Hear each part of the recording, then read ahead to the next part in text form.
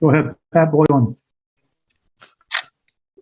Nate, what were they doing offensively that was causing you guys trouble, and why do you feel like you never found your footing on the defensive end tonight? Attacking the paint at will. Our initial defense wasn't very good to start the game. When a team feels the lane wide open and the alleyways to the rim wide open, they're going to keep attacking. We didn't do a very good job, all of us, of stopping that. Tony?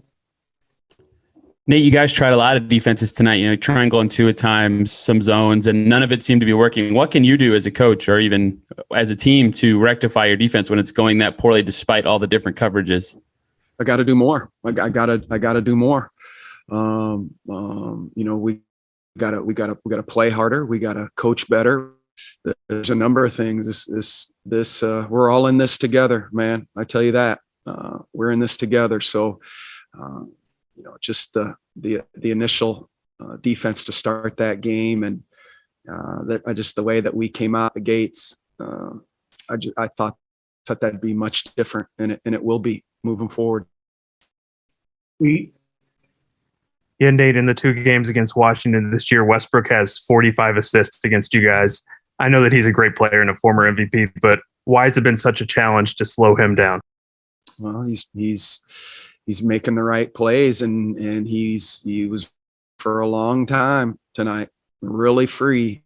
He was throwing a lot of from a long ways away early, and of course he had another 10 or 12 of those assists where he's pushing in transition and dropping it off or finding shooters that were running. They were beating us down the floor both days, and that can't happen. Jamie Michael. Speaking of that, Nate, I noticed early on about your transition defense. Looked like you guys probably could have eliminated, some of those easy baskets just by not identifying, Bill spotting up at the 3-point line and letting guys like Rui just run to the rim. Why is it difficult? Because I've asked you about this before about transition defense. Why is it difficult for them sometimes to get organized, to figure out, what from the outside looking in should be obvious that you can't let Beal shoot, that kind of thing? No, our guys know that, and our guys are very intelligent of what the other team can do.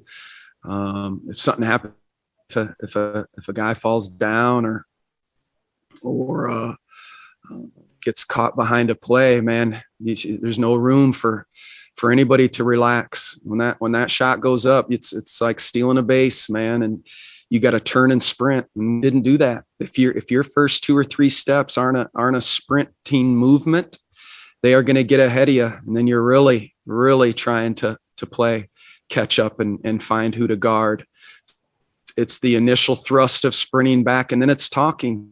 A lot of times in transition, when something goes wrong at one end where it's not necessarily your man in transition, that's why you have to sprint back and talk and communicate and stop the ball first and build a wall when the ball's coming at you and know where the shooters are when they're running the floor. We just have to do a much better job in that category, especially here tonight. Tony? Nate, you guys worked on defense a lot early in training camp, and so these last couple losses when you've given up a ton of points, do you feel like there's something specific that is going wrong compared to what you guys have worked on all season? Is it an execution thing? Is it injuries, or is there anything else that we as fans can't see? I'm sure it's a combination of a number of things. I'm not here to make excuses about any of them. We just have to do a better job on the defensive end. You have to have all 5 guys out there, really in tuned and fighting for each other, and to keep talking to each other and rotating for each other and covering for each other. Again, but the with the number of defenses and stuff played tonight, comes down to the initial transition defense that was given up very early in that game. And once you give it up early, it's hard to shut that off. Anything else? Thanks, Coach. Okay, thanks. Appreciate you guys.